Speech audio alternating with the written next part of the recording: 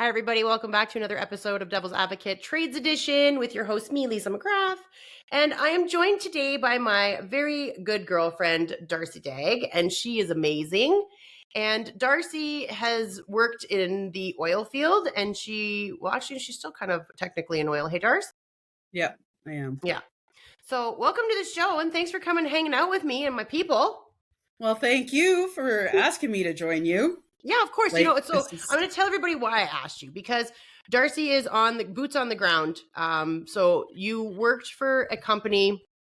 I don't like mentioning company names, so we won't. But you used to work for a company when I first met you that was heavy in oil, and you did some amazing. Like, your story is actually super amazing, which I think people need to hear. How you got to go to Saudi Arabia, and you were on the tarmac. Oman. Where? Oman. Oman. Okay. Yeah. So tell our listeners, so what was that journey like when you were working for that company? What did you do, and what was your experience, and how was it out in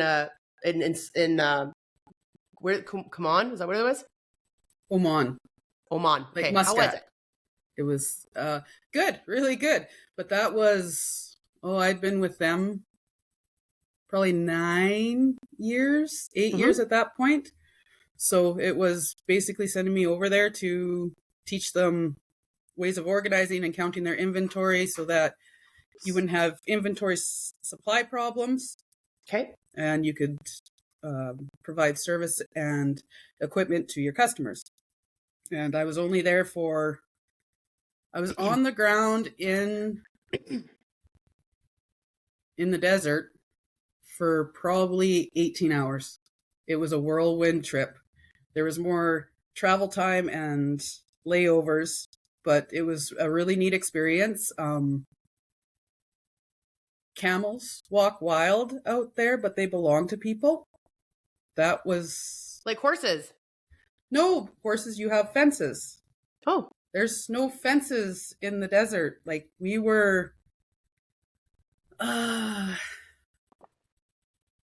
hours out into the middle of the desert. And what's wild is seeing all the oil line, the pipeline, above ground. Oh.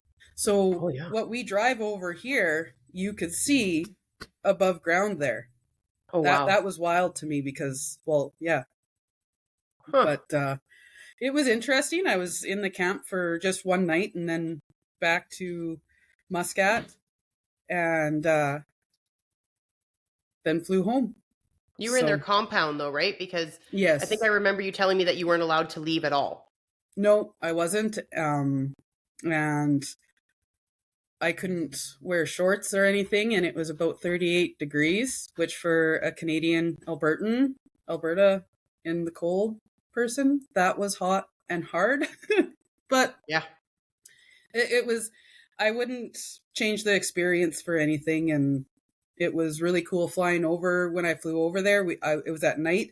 So over Abu Dhabi and Dubai and that, and the way they have built their cities and the lights and everything, it was really neat seeing it from above in real time, right? Instead of pictures and that. So yeah, I did a lot for that company. A lot of, I think at one time I counted, I did 12 or 13 different roles in my you did 11 a lot. and a half years with them.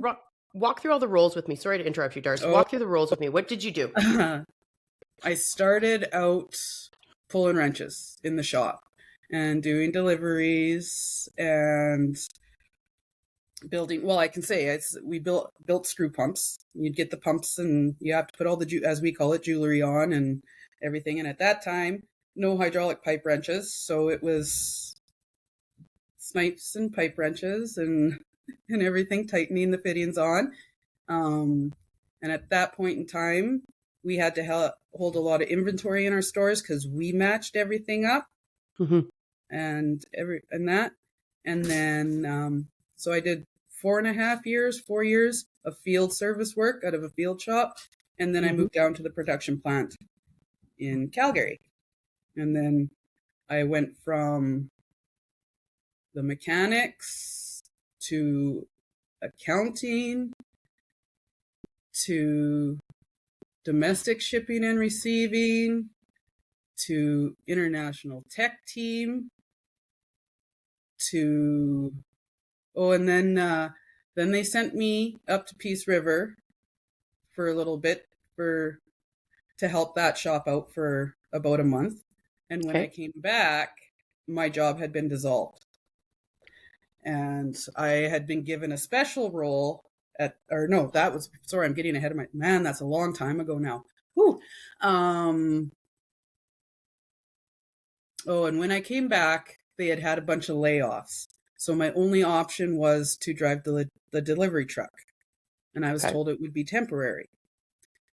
Well, 3 months later, driving a truck and a 30-foot trailer around in the city of Calgary, it wears on a person.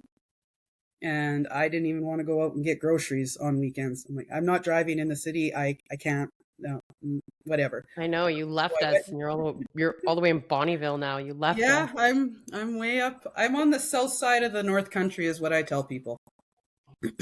So, but yeah, and then I went to them and kind of gave them an ultimatum that if they didn't get me off the truck and deliveries and into something else, that I would probably have to look for something else because it was weighing on my mental health. I wasn't doing good, and you guys said it would be temporary, and now we're pushing on 4 months. Yeah. You know, a few months is 3, a few is 3 to a lot of people. I think that's a common. Well, temporary can be anything. Like it could be anywhere from like a week to like 5 months is temporary in most employers' minds. But in a person's mind, temporary is like 2 months. I need to be in something different. Like that's their kind of drop dead date is 2 months, depending on the role, right? Especially when you're making money. I mean, nobody wants to be stuck somewhere that they don't want to be for any more than 2 months. I feel bad for individuals out there that are making ends meet and aren't enjoying getting up in the morning to go to their job. Everybody's going to have a bad day. Yeah. It's inevitable. But if you dread going, there was a point in time at a different company. It was when I was in the interim of out of the oil field. Yeah. I was crying every day going into work. Because everybody was so negative there. You'd say good morning and you get what's good about it. And just the grumpiness was unbearable. It's like, you woke up this morning, your vehicle started, you probably had food in your fridge, you had running water. I think it's a pretty good morning. I don't know. You know, it's just, and it was, yeah. I talked about this with my other podcast, my girlfriend Maria, and she says, I wake up every day in gratitude. I'm warm and I'm dry. Everything's good. I'm happy. Like those are the things. And so, and you and I have always kind of operated in that way where we wake up and we're like, every time I call you, you're always so chipper. You're always like, hi. And I'm like, I love calling Darci. It's like my favorite thing is to call you because I know you're not going to be like, hey, you're going to be like, hi. Oh my goodness. Like you're so excited to just talk to people that you like, that you love. Right. So I love calling you. And it's like my favorite thing to do. Cause I know you're going to be, because you're so excitable. You're like a puppy, Darce. You're so excited. Sorry. I kind of caught a cold too here. It's okay. I have one too. It's cold and flu season. We're in Chinook now, right? I've got my minerals in my water. Oh yeah. I've got my lemon in my water. I also have coffee. Me too. That's awesome. So now you're pulling wrenches, right? You're pulling wrenches up in Bonnyville. Yeah. But I'm grateful for it in a way that it keeps me fit and strong and mentally strong too, because it's a lot of physical work. It's a lot of heavy metal I'm moving. I know it is. And then you came and did a small stint with me at LPM, and you gained a passion of safety when you were with me. I had you do a ton of safety stuff because I was focusing highly on my safety at the time. I don't anymore. I'm like, no, I can't. There's too. First of all, it's saturated. The safety industry is saturated. Yeah. I did go for a little stint. I was going to plan on being an entry-level health and safety person. Long story short, I knew it wasn't going to pan out to anything because one of those biggest reasons was it's so saturated. Our market is our industry is so saturated with it that like, I don't want to be that statistic of somebody who gets a certificate or a diploma or whatever it may be and there's nothing out there for you Right? for it. Yeah. And it's yeah. It Well, still and is that's a it. passion of mine, but it's a passion that I've kind of had to let go of. I still care about people and people's health and safety, don't get me wrong, but Yep. pursuing it, I guess, Yeah, but I mean, you is can pursue it in your everyday, right? Like you can, like in your own shop, you can help implement different little things that you know will help with making it safer. Now, I know that you are out in like redneck country and dealing with a bunch of boys who don't want to listen to anybody but themselves. And trust me, it doesn't matter where you are in Alberta, unless you are a big conglomerate that basically says this is a condition of your employment. Most of these guys just go to the beat of their own drum, and when you try to get them, to do stuff, they're kind of like, meh. Like there's things that I witness when I was like running sites. I'd be like the superintendent or the project manager, and I was running sites, and I'd watch the guys do things, and I was like, is that smart? Is that smart? And they're like, well, it's done, isn't it? I'm like, I'm gonna smack you. Right? Yes. Yes. I'm like, yeah, but I don't want to be the one telling your girlfriend, wife, mother that you decided to hang over the eaves trough on a 4-foot building, or like 4-story building, on a 4-story building, that you decided to hang over the edge and have your belt as an anchor, or have someone holding your feet. I'm like, I'm, what am I supposed to be like? Oh yeah, well, I saw him fall. Well, what did you do? Well, he did a safety meeting that morning. Yep. Oh, So I'd always yell at them, and I'd give them citations and be like, you're getting written up for that. And they're like, whatever. Yeah. So, and sometimes the write-ups don't even Don't mean work anything. with individuals. It's frustrating as a health and safety professional that you can't, it's having techniques though, and it's knowing what ones, and some people just aren't, but to get through to them, what can I do differently to get through to you, that sticking your finger there where you could potentially lose it because you're not following all the safety policies that are put in place. Yeah. I don't know how else to explain it to you. Then you're going to have a lifelong impact. Yeah. It's going to last a lifetime. It's not something that is a Band-Aid or, some rehabilitation. Agreed. So what I found being a mother, what I have discovered, and someone who's run lots of trades on site, is that women, if you tell them, don't do that, this is the end result, are normally like, okay. Men, it's like they got to put their finger in the socket and get electrocuted. And then they're like, oh, maybe I don't do that. Yeah. And then you have some of them that are like the Bart Simpson, that are like, this fucking thing. And then they keep doing it. And you're like, what? You're not going to win. Like, what are you fucking doing? Yeah. I'm like, But anyways, it is what it is. So, I mean, another great aspect about one of the reasons why I invited you onto the show is that you are a female in the male trade. Mm-hmm. It is. So there's a lot of males. You get to deal with all the wonderfulness. Yep. I'll say something. I find the attitude, I guess, if that's the appropriate word, has changed quite a bit since when I was in my 20s. Agreed. I got told more than once that there's no way you'd be allowed to work on the rig because you're a female. Now I look at it like, did I ask you? I don't want to work on your service rig. I'm not interested in that job. But and not help you because you're female when you're out on site. But yeah, nowadays it's different, and I know that mental health is starting to come out a lot, and you like you've mentioned it a lot in your podcast and everything, but companies are being more aware of the impact egos and such can have. Well, but it is, I have not seen a female on any sites that I've gone to other than maybe tubing inspection or something like that.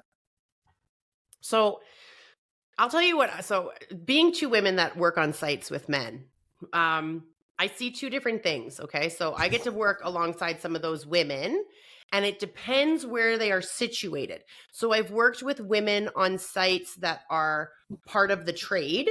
So the physical and skilled trade labor. And some of them are really great. They got good eye. They're smart at their job. They've got the technical and skill aspect down packed. But the level of drama they bring sometimes can be a little bit overwhelming. And when I say drama, I mean, I don't mean like, oh, I'm late because of my kids. Like, I mean, just because guys, That's you don't life. see enough guys doing that. Like, I never gave girls a hard time if there was like a babysitter issue or issue at school, and I wouldn't give the guys a problem either if they had to leave. Kids are kids. But it was always like, an issue with a guy at work. And I was always like, well, what's the issue? Like, is the issue that this person is being inappropriate? Because we know that's, incredibly realistic at times, because guys can be really inappropriate. And me being a female, I can be just as highly inappropriate as a male if I want to be, just to like, shake them in their boots, right? I trucker mouth, right? So, but I mean, that's me. There's not a lot that intimidates me. So when they would come and they would kind of do the victim role, I was like, you can't do that here. You got to stand your ground, put in your fucking boundaries, and let them know that if this continues, it's going to be reported. Yeah. And period. And just let it go. Be like, yeah, I have tits and a vagina. Sorry, you're struggling to work. Sounds like a you issue. I need to get a job done. If you keep being inappropriate with me, I'm going to report it. My boundary has been set. Don't cross the fucking line. Period. Yep. And some guys you have to do that with. Most guys just get along with them. Most guys just are like girls. They just like go in their little circles and they have like a little conversation about the girl. Like, oh my gosh, she's so hot, blah, blah, blah, right? You don't usually hear that. Like they're usually like a group of girls going to the bathroom together. You know what I mean? Like that's how they talk about women normally. So you don't hear about it. There's always the one brazen asshole that like shows a little bit of like I always call it the predatory type of behavior, because it's like, no means try harder. And I'm like, no is a sentence. Yeah. There's absolutely no arguing when I say no. Yeah. No doesn't mean try harder, bro. Yeah. No. But then you and I are also very quick-witted, because we're not too far apart in age. We're very quick-witted, which we both look great, by the way, because when you were like, when I was in my 20s, I'm like, what do you mean? You're not in your 20s anymore? Yeah. No. I'm reminded of that. If you look at the yeah, girl, if you look at the 20-year-olds now, I'm like, oh my God. I'm like fucking ancient. And I look good for my age. I'm just like, just a little bit tighter. That's just a little bit. Because when I put the blush on this morning, I'm like, you can see all the lines. It sits on top. What the hell? Oh my God. Because I don't wear makeup, right? Like I never put makeup on, but I'm like, you told me the camera can wash your face out. So I'm like, I need a little red. Like, a little red. I don't want to look like I'm dying. She's coming on all blotchy and shit. What's wrong with you? What? You're like, Darci, do you have a rash? What's happening? She'll be like, no, bitch, I put some blush on for you. No, shut the fuck up. Yeah. So yeah, but anyway, so then there's those women, and then there's the women that do the paperwork that are all I see them everywhere, these women that are like, the male counterpart can do no wrong. And so I can get like that if you are a male counterpart that has a brain in your head that understands everybody has a role and is very skilled at their job, but they don't have a shit attitude. I will defend my people regardless of male or female, especially if you're skilled, smart, and you don't treat people like shit. I will defend you to the end of the earth. I will throw everybody else under the bus to defend you if I have to. And that's just who I am. I'm very loyal to the people that show me the respect and loyalty back. But I've had these women that are just like, they think the person can do no wrong. And I almost like, that's where the stigma of like, don't let some girl call your husband or your partner the work wife, because you almost got to wonder how far those roots go. But for me, when I used to say work wife, because you know that when I was with my ex, I had an assistant, and the assistant was basically his work wife. And I loved her. She knew everything about the family. She loved the kids. And I would call her and ask her, I'd be like, hey, he needs to do this today. Can you make sure he does this, please? Because he wasn't listening to fucking me. You know, men are always, the men get tired and they get the, you know, you get the, they call it the wife mute, right? Yeah. And so Selective she hearing. would do it, and she'd get him to the bank. She'd make sure he was going to the doctor. She'd get it all done. So to me, it was like, that's the work wife I need. I need someone, I need a tag team that's going to get his ass out the door and do shit. And she did, and she was amazing. And I, you know, like, for me, I wasn't upset about it. I think that there is a level of work wife that needs to be there, but they need to be like working with the wives. You know what I mean? Yeah. That's hard though, like with a lot of companies where individuals don't know the spouse or whatever. When my ex told me that a buddy of mine at work was my work husband, I looked at him. I didn't even know what that meant, and I'm like, "Oh goodness, shit! what have I done?" He's like, "No, it's just your guy at work." Yeah. He's like, you know, it's, and then I understood that, and then what you're saying, and for me personally, I feel that where you work, because you spend a majority of your time there, it's nice to get along with your coworkers. Yeah. And be on a certain tightness level with them. If if a good friendship comes out of that, that's awesome. I don't expect that. I like if we're good at work and we get along, and maybe I'm not getting invited to your barbecue on Saturday or whatever because our friendship isn't at that. Yeah. So be it. Yeah. But I mean, over the years, well, because I'm 40, the amount of friends. Yes, I am. 1984, baby. I have great friends from spent years working together, and we don't work together now, obviously, and we still keep in touch. Yeah. And I think that's a great thing because, like you said, we spend a lot of our time at work, and having male camaraderie. Now, so for me, I was the type of person that whenever I would click with a male on site, I wanted to know everything about him. I wanted to know his wife's name, how many kids they have, you know, what they do, what they like to do, what his wife likes to do, because then when like things would come around, I would make sure to give things to the wife and children. I was like, I see your stupid ass every day. Make sure your wife and kids get this, you know? And then he'd be like, what am I, chopped liver? And I'm like, yeah, I see your stupid ass every day. Let her know I'm not a threat. Yeah. And that's what I would do. Let her know I'm not a threat, that you've told me enough about your family that I have been able to, you know, concoct a gift that is personalized to them. Yeah. Right. And so that was, and some women are really appreciative of it. And then like, I'll be like, I want your wife's number. And I would text her and say, my name is so-and-so. I work with your spouse. If there's ever a problem, please let me know. If he needs to get home for kids, if there's an issue anywhere going on, like you can call me. If you're worried about something, here's my direct number. And that would put a lot of them at ease, because as women, there is a stigma. There is a stigma that, you know, because there's a lot of dating that goes on sites. There's a lot of married people that are getting involved. I mean, like the numbers have skyrocketed since COVID. Like if you didn't make it through COVID, there's a reason. Because nobody's ever in close proximity with each other for that much time. It's like you bank on having that break from your partner so that you can kind of miss them. Right? So when you're with somebody, I got to be honest with you, I think there's very few and far between of people that I know that made it through COVID solid. Yeah. Then there's then the next level was like, there was this, like the waves, but they're still together. And then there's the ones that are like divorced. Yep.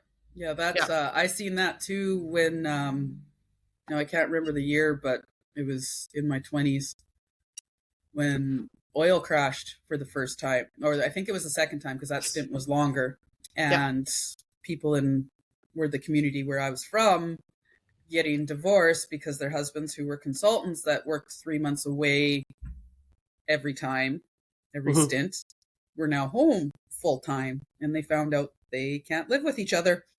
Yeah, they were like, "Oh my God, I married this asshole." It's funny to me because I'm an asshole. It's unfortunate, but also you figured out this is not your person. It's not your person. Yeah, there's. I know. I love the memes that you see online when it's like, girl, if he chose this person, he's walking around with trash. or blah, blah, blah. And I'm just like, I kind of giggle because I'm like, I get the joke and the humor behind it because I mean, like, I have an ex that I could be like, haha, true. But at the same time, I don't look at him as walking around with trash. I look at her as walking around with trash. So I reverse it. I'm like, I know what he's all about. You don't. Yeah. So I'm sorry. You'll figure it out. Maybe you're the person that'll make them change. Right. And that was something that, you know, and I said that on one of my podcasts. I was like, I might not be his solution, but I certainly won't be their problem. Yeah. Oh, absolutely. Right. Right. Because everybody, there is an opportunity for people to be different with different people. And I truly believe that. I've met people I've met a guy who was like, you couldn't settle him down. He was like a serial cheater. You know, and everyone's always like, oh, leopard doesn't change its spots. A lot of times they're right. But I actually have met a guy who was a serial cheater, and he met a woman, and he just fell head over heels in love with her. And like, to this day, I mean, like, she's even said to me, she's like, you know, because I know the past and blah, blah, blah. She's like, I don't want to be that girl that thinks that, you know, I'm the one. Like, she's still kind of in that headspace of what makes me so special. Like, if he's done this to everybody else, what would make me so special? And she told me one day, she pulled me aside and she said, you know, I had a PI go out after him after like being with him for a year, and they're like, you're good. He's not doing anything. Yeah. Like, he's out looking for things for you. He's constantly talking about you. Like, you are something inside of you and something inside of him has made him change to be that person. But sometimes it's just people are just immature and just need to grow and find a person that's going to support them properly, right? Because we all have our own traumas, and it's women too. It's not just men; it's women too. I've met serial cheaters that are women, and I'm like, it goes. ew. Yeah, we both know it goes both ways. Yeah, I guess we have to say that because. But I'm going to tell you something. I remember I was talking to this one girl, and she was telling me about how she told me her body count, and it was too high for my liking. It's my personal preference what I think a regular body count should be. Each to their own, right? Yeah, each to their own.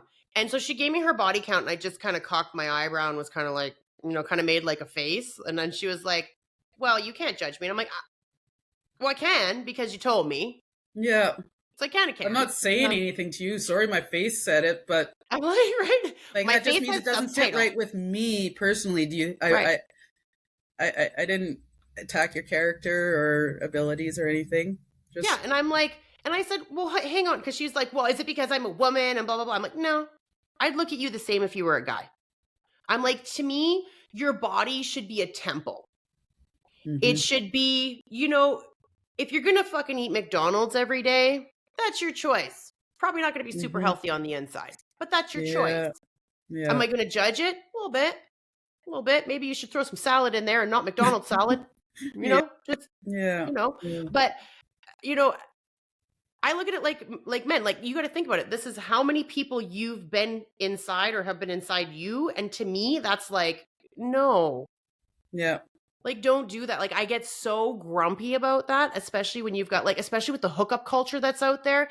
And then women are like, I can't find a good guy. And I'm like, no shit, because now there's a menu for sex online. Yeah.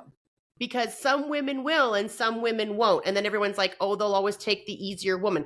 Not all the time. It's not that they'll take the easier woman. It's that they'll take the path of least resistance. Because here's the thing that's still the same with most women, even in hookup culture.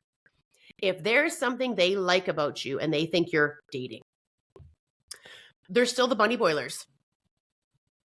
They're still the women. Boilers? Yeah, bunny boilers. Did you never watch Fatal Attraction? No. Darcy. No. Fatal Attraction with Michael Douglas and Glenn Close? No, I know who those are, but no, I know that movie exists. You don't know who Michael Douglas and Glenn Close yes, are? I do. Yes, I do. Yes, I do. I told you, I'm a series girl, not a movie girl. Okay, so let's just wrap this up real quick for you.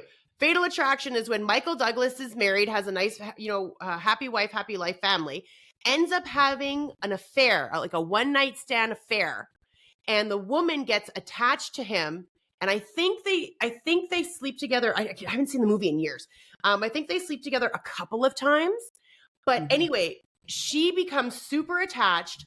and starts showing up. She shows up to the kid's school. She pays attention to where his wife goes. She pays attention to everything. And then one day, because he's not returning her calls and he's telling her to fucking stay away, he doesn't want anything to do with her.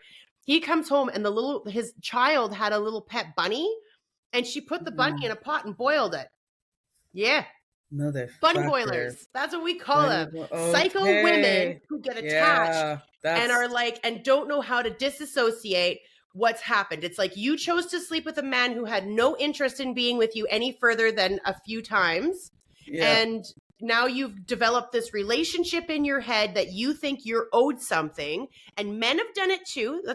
There's stalkers in both.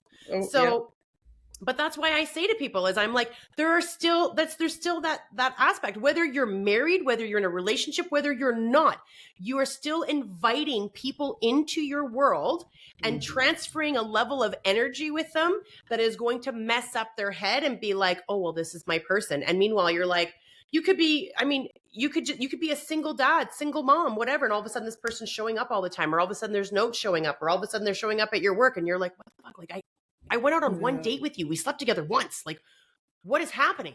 And it's like, well, it's what you asked. What happened? I went on 2 dates, maybe 3 dates.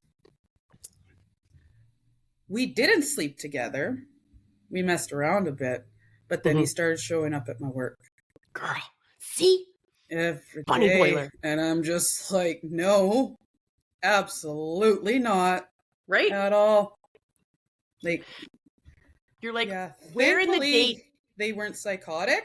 And when I said, I can't do this, or I can't even remember. I was like 23, 22. Oh, come on. You've been on some dates since then. Yeah, a few of them. Yeah. But I'm single now, so if that has anything to say about it. She's like, listen, well, it's so, your name's cracking me up. I need to like people more. Right? You're like, if I could own like 100 acres of land and 100 dogs, I'm good to go. Because you love your puppies. But I do. I mean, I don't blame you. I mean, it's like when people are like, oh my God, the dating pool is a puddle. And I'm like, accurate. And then we work with men. So we're like, we get to see like the hypersensitive, because everyone's like, oh, it's easier to work with men. No, it's not. It's easier to work with women. Women are very action oriented. Women are very action oriented on task. So we're very task oriented. So it's like, do this, do this, do this, do this. I'm not going to sit here and say that women aren't dramatic or catty. Yes, they are. Absolutely. But most of the time, you know who likes you and who doesn't. There are some bitches that you don't, but I'm one of those people that I just don't care enough. So, I mean, like, and then there's, but then going on site with guys, like just the drama that come out of men, they're just, I'm like, oh my God, you guys, come on, please don't do this. And I'm like, I thought you guys said you don't like drama. I mean, grade 5? Yeah. And they're like, we don't like drama. And I'm like, oh, wow, that could have fooled me, bro. It's either drama or a dick measuring contest. What would you like me to call it? Yeah. I'm like, look, let's just get it straight. I have the biggest dick here. Now we all move on. Okay? And they're like, prove it. And I'm like, well, here's the thing. I'd be like, sometimes I'm super crude. I'm like, my pussy can take a pounding and your dicks can't. Your pussies fell out. You all a bunch of bitches. Get the fuck to work. I got the bigger dick. And they're like, start laughing. And they'd be like, Jesus Christ, Lisa. I was like, well, let's just call it like it is, right? Like, Jesus. And your audience too, right? It's you can shoot the shit and talk shit like that with a lot of people, especially in our industries. Yeah. It's knowing. And there's even been times when I've talked and I'm like, oh, I hope nobody else was around to hear what I just said. Right? Because be written up probably. There's that new legislation that if you're having a conversation and it's at an inappropriate level and somebody's within earshot, you can get written up for harassment. Yeah. And I remember I get so squirrely about that. Like I get really weird. Like if I'm having because I banter, you know me. I mean, we've known each other a long time. I'm constantly bantering. And if I'm bantering with a guy and it is 100% inappropriate and I'm bantering with him and a woman's like, that's inappropriate, I'll be like, then take your ass somewhere where you can't hear it, sensitive Sally. Would you like a hurt feelings report? Because I'm sure I could draw one up for you. And they're just like, well, and then she's like, well, I'm just saying. And I'm like, I'm just saying, you're the fucking reason guys get pissed off when you're on site, because they can't just be themselves and have the conversations. I'm not saying conversations that they're having should be an earshot of clients. They need to watch their mouths around clients, and they know that. But when it's their own team, they don't want to feel like they're constantly being fucking scrutinized because, you know, Amy might be upset about what, you know, Dave said to Troy, you know, about like his butt. Right? Yeah. Or And about that's, some chick that he was I dating. Like, I mean, guys get graphic about that shit, and I just laugh. I'm like, oh yeah. I'm like, are you exaggerating? A little bit? And they're like, I'm not exaggerating. And I'm like, oh, I don't know. It sounds like you're exaggerating. Pretty sure we can find a video clip of somewhere where you probably seen that. Right? I'm like, were you watching the hub, bro? Were you watching the hub? You taking notes? Right. Well, and people like that, I want to ask them too. Are you mad for me that I should be mad that I'm having this conversation, that they're talking to me like that? Yeah. Because I can be mad for myself. I don't need anybody's protection in this, because you walked up as he was speaking to me. Mm-hmm. You weren't here 5 minutes before with what I said to him. That's right. That opened That's right. You're missing conversation, context. right? Like, that's right. Yeah. You're missing context. You know, I play with pipe. You got a whole bunch of jokes with that.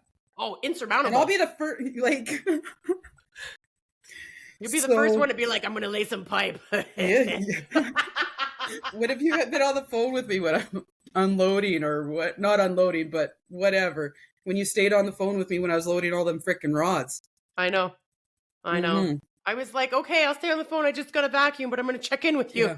It's a good thing you were vacuuming the way I was huffing and puffing. I know. I was like, I'm like, oh my God, am I on a 1-900-9? Darcy, talk dirty to me.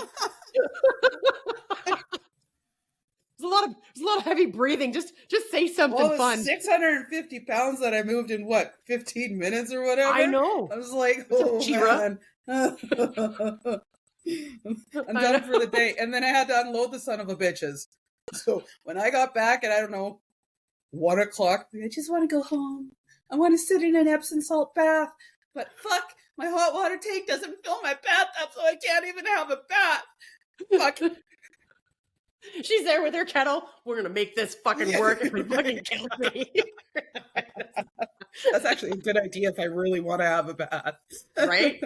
Oh my God. But yeah, no, it's true. If you're missing context of conversations, don't feel that you got to pay attention to both sides of the body language. Mm-hmm. Just because it offends you doesn't mean it offends me. And I'm a woman that can handle myself. And that's something that I also pay attention to when I'm on sites is the body language, right? Because 90% of the language, or well, I shouldn't say 90%, but a large percentage is what they don't say. It's paying attention to their mannerisms, their facial expressions, how they move their body. Are they closed off? You got to pay attention to all those things when you're communicating with someone, because then you're going to know if what you're saying bothers them. 9 times out of 10, I have an amazing rapport with most guys on site because I joke. Like, I was working with this framer. He was so funny. The way he said it. So, because you know how everyone says fucking the dog? Mm-hmm. I'm like, what are you doing here? Jesus Christ, nothing's been done. He's like, oh, you know, making puppies. And I fucking burst. And I'm like, did you just say making puppies? I thought that was priceless. I was like, oh my God. That's well played, sir. Well played. Right? Well played. Checkmate, bro. But it's just, like, there are some people that would have found that so offensive, and I thought it was hilarious. Like, I almost fell over walking up the stairs onto, like, the second level of, like, the construction. That's a near miss report, by the way. What's that? That's a near miss report, by the way. Listen, no one was there. There's no account of it. Nobody's no cameras. You're like, safety designation. Where's your near miss report? Yeah, I wrote it somewhere. Yeah. Yep. I filed it. Under G. File 13, bro. File 13. But yeah, you know, I mean, I think that there's fun about being a woman on site if you're easygoing. Oh my God. And have a thick skin and don't have problem putting in boundaries and can just shoot the shit with the guys. Like, I grew up being one of the boys. I was a tomboy growing up. I don't know about you, Darce. I'm pretty sure you were a tomboy too. I mean, I remember when I would fucking talk to you and you were going dirt biking every other fucking weekend and you love mudding, you know, and that's a very tomboy thing to do. Most girls aren't going out mudding. There's a lot that do, but those ones they've got a tomboy nature to them. Right? Yeah. Well, I grew up with horses for a better part of my life, and my dad was an outrider, so that's why we had the horses and that. So yeah, probably just more the physical work side. There was no blue or pink jobs. It was everybody's job. You just did it, right? And yeah, I was a total tomboy. Yeah. I know, but you clean up so well. You're such a haughty chick. I remember. Do you remember? I always tell you. I'm always like, the day that we went to the dog park and you were wearing that really beautiful flowy shirt and you could see your tattoos on your back and you had your like cute little jeans on that like hugged your butt. And I was like, oh my God, you look fucking hot today at the dog park. And you were like, yeah, it's just nice out. I thought I'd just wear something nice. And I was like, yeah, like you skipped over fucking looking nice and went straight for hot. So like looking nice is jogging pants and a clean shirt, bitch. Well, that's something I had with our he's our marketing and computer, and he does a lot of things. And they gave us jackets here, not last winter, but the winter before. And they're round plaid jackets, which are really warm and they're efficient and they function good. Yep. But when I was on the phone with him, I'm like, I wear male. If it says unisex, it's male. I don't fight me. It's meant to fit a male. Yeah. And that's fine. I got no issue with that. I'm just like, I'm one of 4 women. I want a girl jacket. I want female woman. I want something that doesn't make me look like a square and that's brown. Because that's too much to ask. I wear blue Nomex coveralls every day. I wear work boots every day. I dress like a man every day. Right? Can I have something that's not instead of just going and buying it myself? There's more suppliers now out there that are like, I've got a girlfriend of mine who's a manufacturer and supplier for more female. Oh my God, it made me so excited to see that stuff. Yeah. Cover gals and that too. Yep. There's quite a few of them out there that are suppliers. And like, you met my girlfriend Kat, and Kat has Blue Collar Boutique. And Blue Collar Boutique also is all about that as well. I don't know how much Kat's going to be doing with that right now. And right now she's out in the field. She's going to be on the show too. My kitty cat. She might be on the show when I go, because I'm going to do a podcast. Me and Kat are, as you know, are going to Mexico together with the kids. So I'm taking my kids with one of my chummy girlfriends. I know, and then it's so funny. You know, the other half was like, "It counts." I'm like, "What? There's 2 rooms, bro." He's like, "I'm just saying." I'm like, "You need to calm fuck down. You need to calm fuck down, man." Stupid. So I'm just like, you know, we're super excited. So I was talking to her before we got on this call because I was telling her, you know, I guess in Mexico there was this big news segment about a whole bunch of people getting sick off the food in Mexico in Playa del Carmen, which is where we're going. And I'm like, it's not the same hotel. Yeah. And because my mom had sent it all to me and I was like, well, it's not the same hotel. Number 1, it's not the same hotel. Number 2, there's always a risk when you go down to the third world countries. Now, the hotels usually try to take pride. So it could have just been a bad dish. Yeah. And that happens. And then you don't know about it till everybody's fucking eating it. And then instead of having 1 or 2 people be sick, there's now like 30 people sick. And that happens. And I mean, fuck, that happens at the grocery store. How many recalls have there been on lettuce for E. coli? Oh my word. The amount of recalls in the last like 6 months. Right? So for me, I'm just like, it's a risk you take regardless. You know, it just means bring some Pepto-Bismol tabs and some Gravol and make sure you have travel insurance. Yeah, absolutely. You know, that's all you got to do. I mean, that's all you can do. And then, I mean, of course, you got to get your Twin Rex, which is your Hep A, Hep B. Yeah. So I'm actually going in to get my injection. Yeah. I'm probably going in, I think sometime next week. Oh, okay. Yeah, you have to get it, a few weeks ahead of the travel or something like that? Yeah. Yeah, You gotta do it at least a month, and I'll be at least a month. So I'll probably go Yeah. sometime on the weekend with Jocelyn and just because you can go to the pharmacies and they'll just inject you. I'm like, Oh, do it. nice. Nice. I know. Yeah. Like, give it to me. It's been a hot minute since I left Canada. It's okay. Which I'm not upset about it. And Do you know like where where I I'm want to take living you? now, I'm where? I want to take you to Costa Rica. Oh, I actually work with somebody who has a house there. Him and his wife Oh, have yay. built a house there. Yeah. Time. That's what I told him. He's We're going coming. there this week or next week or whatever. I'm like, just fold me into the suitcase. I'll just Yeah. I'll just fold into your suitcase. Well, if your friend has a like, is it male or female? Guy. Of course, it's a guy. Is he married? Mm-hmm. Okay, good. That makes it less threatening. Well, if him and her are down there, or if we can utilize his space, I can get us down there on buddy passes. Well, shit, son. Girl, we go. And so, because I would love to go to Costa Rica.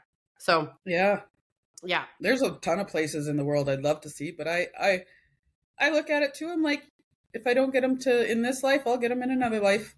You're getting them in this life because as long as you and I are friends, I'm going to fucking drag you on a few trips, okay? You're going to get out of goddamn Canada. I'm going to be like, Darcy be like, where are we going? I'll be like, we're going to Greece, bitch. Here's your ticket. Let's go.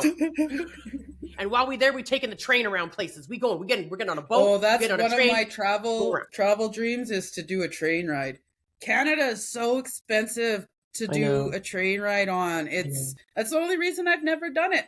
I'd be fully willing to book a month off and take whatever one it is from coast to coast. I think that would be phenomenal. I think it would be fun too. Paying what I could pay to go like twice to Mexico and eat everything I want to eat at any time. And go wherever you want to go for free. Because you're always on a train. Yeah. Right? Yeah. I agree with you. I think it would be beautiful to do. I might stick my kids on it. When they're older, I might just like if I have the cashola, which I probably will because I always try to make sure my kids travel. But Jocelyn decided that she wants to be in culinary and she wants to travel the world. Now she is such a Sagittarius, that kid. You can't hold her down. She's like, I want to travel the world. I want to experience different foods. I'm like, okay, Canada, you get your red seal. Then we can send you off to France to get your blue seal. I'm like, then you can start traveling the world and finding different cuisines. Go to the UK, go to, South America, go to Central America, go to Africa and learn different cuisines. It was so funny because like the other half was like, oh, just tell her she can stay in hostels. I'm like, I will cut you. She's not staying in a fucking hostel. I'm like, I'll become hostile. That's for people traveling on a budget. Yeah, she's not like for me. I can travel. I've got so many friends and family across the world. You know what I mean? That I can just make phone calls and be like, my kid is coming. Make sure she's okay. And these aren't just like hi, bye friends. These are friends I've grown up with. These are family members that I've known my whole life that, I mean, they always say, predators lurk everywhere, but I can tell you right now, I wouldn't be worried. And then if I had to send her brother with her, I'd send her brother. Sorry, my computer decided to talk to me. I don't know what's going on. Yeah, mine too. It's the 10 o'clock or not. What does it say? We're just going to dismiss. It's reminding me of my 9 a.m. meeting, which I clicked the link. Oh, you're fucking in late, my bitch. Outlook. So you'd think that it would talk to each other? I don't know. I expect way too much out of technology, apparently. I think we all do. Don't worry about it. It is what it is. It is what it is. But yeah, so I think traveling is an amazing thing. And I think we should do it while we're here. We only have one life. We don't know. We're not going to remember the past life. We'll remember bits and pieces. For those that believe in reincarnation, there's always bits and pieces that you will remember, but you'll never remember the whole thing. It's just like you remember feelings and energy faster than you remember the actual memory itself. There are some people that incredibly have this gift of being like, I can see my whole past life. And I'm like, there's a part of me that's like, is that dangerous? Right. Because like, then you have so much intel, like amazing and good for you, but then it's so much intel of all the mistakes you made. It's almost like there's an opportunity for you not to repeat them and an opportunity for you to repeat them because of the comfort that comes from what you know. Yes. Yes. Right? Like people who are comfortable in chaos. Yeah. It's like comfortable in chaos, right? And people are like, I don't know why I keep finding myself in, jobs where people treat me like this. I don't know why I keep finding myself in relationships where people treat me like this. And I'm like, because you're comfortable in chaos. You know how it goes. Yeah. You're not happy in chaos, but you're comfortable in chaos. That's the difference. Yeah. Right? I know. And then being single, there's no real chaos. You're just like, right? I love it. I love sleeping diagonally in my bed. I don't have a king size, so I don't have that option. I can angle. Oh yeah, I sleep completely diagonally. Like the pillows are up against, like I have 4 pillows, right? So I have 2 pillows on each side, and then I push them right up against the wall, and then I just like sprawl out like a starfish, basically. Yeah, I was just gonna say I can starfish. I know, and I'm like, this is lovely. And then the only way that I can't starfish is when my kid crawls into the bed with me, or if my other half does, but he doesn't. Yeah. He's not there for long enough for me to give a shit. And then he makes fun of me because I'll stick my legs underneath him, and he's like, "Are you going to sleep diagonally?" And I'm like, "Shh, shh, it's my bed. Shut your mouth." Yeah, shut your mouth. This is my bed. This is mine. I paid for it. This is my shit. I'm gonna sleep in it how I want to. And he just laughs, so he thinks it's funny. But Tyler will crawl in and he'll line up diagonally with me. He's so cute. And so Tyler will crawl in bed with Mama and line up diagonally and be like, I love you, Mama. And I'm like, are you sleeping with me tonight? It's so funny because, I mean, Ty slept with me till like, he was like 10, 11. 10. He stopped sleeping with me when he was about 10 years old. And so now he's turning 12. And he'll crawl into bed with me and he'll come have a snuggle with me, and I'll be like, oh, you're gonna sleep with Mama? And there's a part of me that like secretly hopes it, even though I was like trying to push him to his own room for a while. Yeah. And now he's like, no, I'm gonna sleep in my room. And I'm like, oh, yeah. Okay. My sister's the same with her oldest and that when he wants to lay with her, and she says to me, I'll let him because it's gonna come to an end. It's true. Like Ty will lay with me. He'll snuggle with me. He'll give me kisses. He's a very cuddly little bug. But I'm also very cuddly with my kids. I always have been. So, they both will come cuddle with me. If Jocelyn comes and cuddles with me, she usually falls asleep in my bed and then she's there. And Joss and I are about close to the same size. So it's like sleeping with an adult, right? Because she's adult size. She's 14 now. She's pretty much done growing. And so then I'm just like, whatever. But Tyler is he's still pretty tiny. So I'm just like, like he's tall, but he's skinny, right? So, the other half is calling on the other line, but bye, I'm on a podcast. I told him too. I'm like, I'm on podcast this morning. I told him, I'm like, I'm on podcast with Darci this morning. He's like, how's Darci? I'm like, nervous. I know it. She texted me at 4:44 this morning. I texted you 4:44. I know you did. I was awake. Funny because we traded because the day before I texted you 4:44, but I missed the 5:55. I was out running the dogs. Yeah, I don't know. Oh, I think I was in the shower. We're getting ready to go in the shower. Yeah. It wasn't meant to be. There was no change required at that moment. 5:55. No, there wasn't. Yes. I know. But yeah, but I think being women in trades brings a lot of value, but can also bring problems. But I also think there's a lot of men in trades that can bring value and can bring problems. Oh, so, that's one thing that goes both ways. It's definitely. Hang on one second. Okay. Hang on. Sorry. I'm just going to pause. I'm going to mute my mic.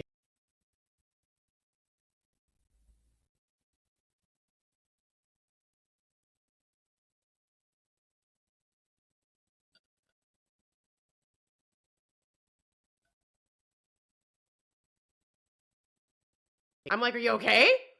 He's like, oh, there you are. He's like, oh, I'm like, I'm on podcast. He's like, oh, okay, bye.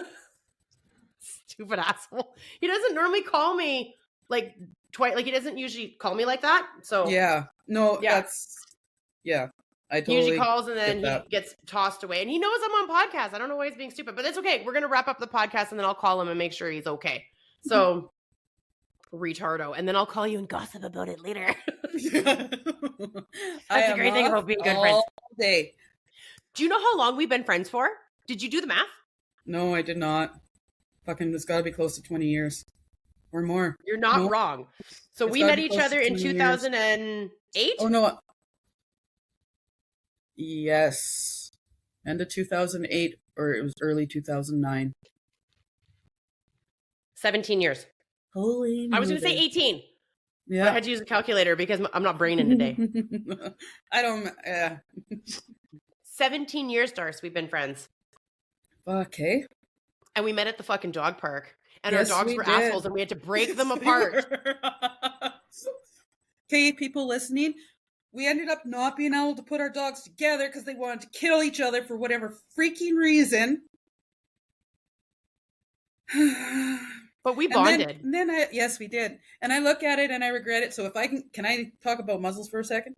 I learned that, for one, people need to pay better attention to types of muzzles. And two, if I'd have known about muzzles back then with Carias, his life would have been different. I absolutely guarantee it if I'd have known about him. So if you got a problem dog or whatever, just reach out to your vet, talk. Yeah. I agree with you. It can make a difference. No, it's true. And you and I fed off each other and we do help each other. So if you had done the research and known about it, to do the research on muzzles with Carias, I would have put a muzzle on Aragon and we could have let those two be stupid because we wouldn't have had to break them apart. Like, Jesus, I remember we broke those dogs apart too many times. Oh, And if it wasn't, people would be like, oh, dogs are just trying to, correct. No, these assholes would have killed each other.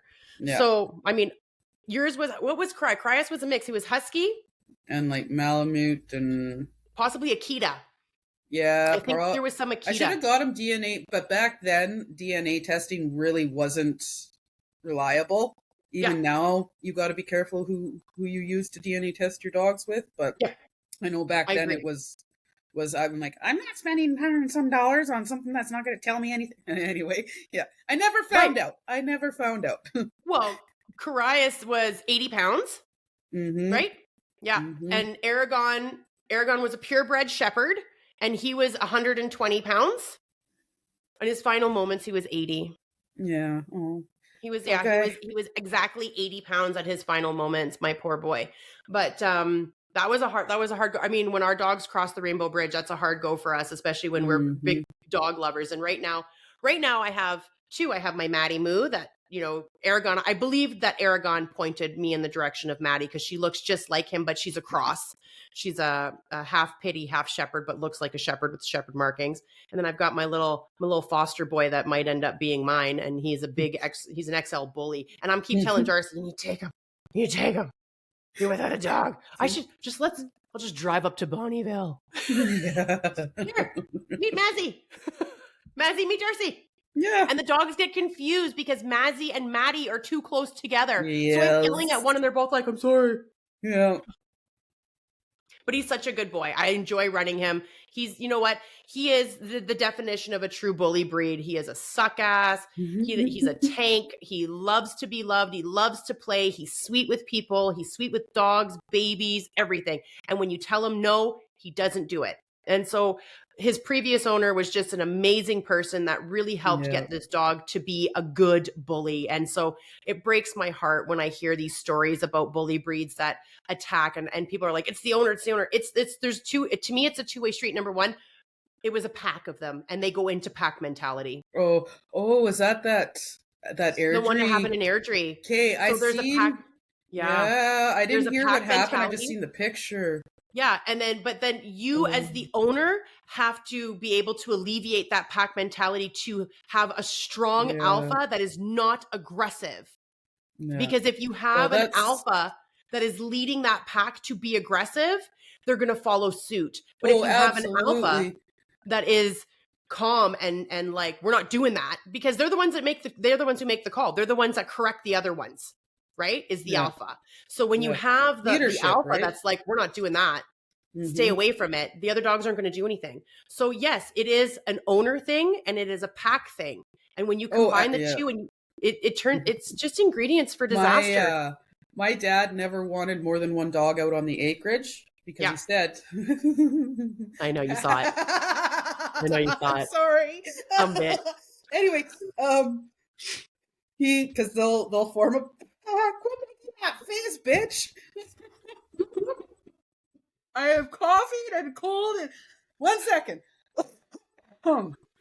Hey, have another smoke, Darcy. Any fucking way. Because they'll travel. It'll create a pack mentality. My uncle, who lived in Saskatchewan when I was little, he had a high content wolf dog. Ishtar was her name. Yeah. She would gather neighboring dogs and form a pack. And then this little old lady who had cattle, she'd take the pack of dogs to said ranch or farm and take down cattle.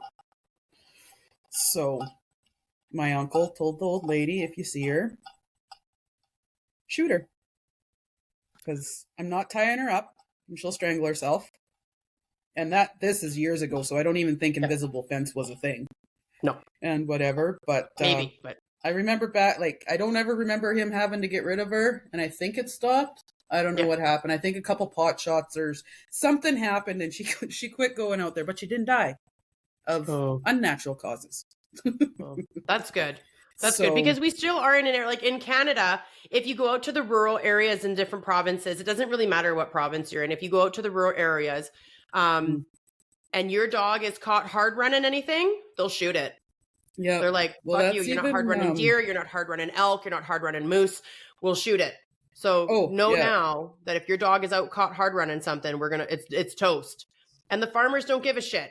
And they will. Yep. They love dogs. It's not that they hate dogs. It's that they don't want their livestock and they don't want the wildlife being hard ran. And that's all it comes down to. Mm-hmm. So, that's why people say, put your dog on a fucking leash. Yep. And then in Ontario, bullies are against the law. Did you know that? Oh, they still have BSL there?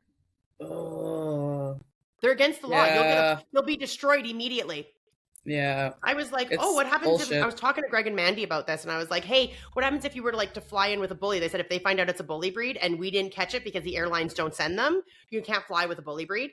But if they find out in Ontario that you've landed with a bully breed, they'll automatically take your dog and destroy it and give you a $5,000 fine. I'm like, oh, I did not. I'm like, Ontario. That. Holy crap! Are you scared of bully breeds, Ontario? Is such a bullshit. Ugh. That's a whole other hour discussion. Agreed. We'll have to come back on and do that. Right? Okay. Talk about all the wrongs and how to rate them, damn it. Right? I'll wind us up because it's I've got to run off to another thing, and you're going to be a busy girl today anyways too, because it's your day off, and day off means that you need to do a lot of nothing. So I'm going to pick up a half of beef though.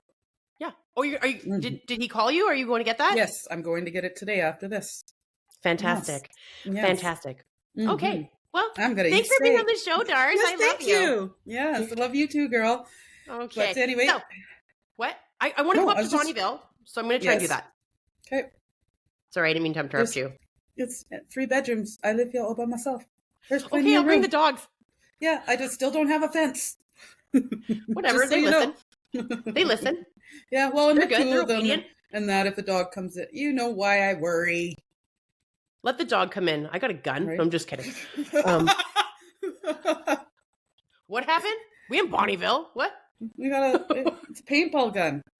Your dog comes back with neon green. Agreed. Okay, so for those of you listening, I appreciate you following Devil's Advocate Trades Edition. As always, have a wonderful day and don't do anything crazy.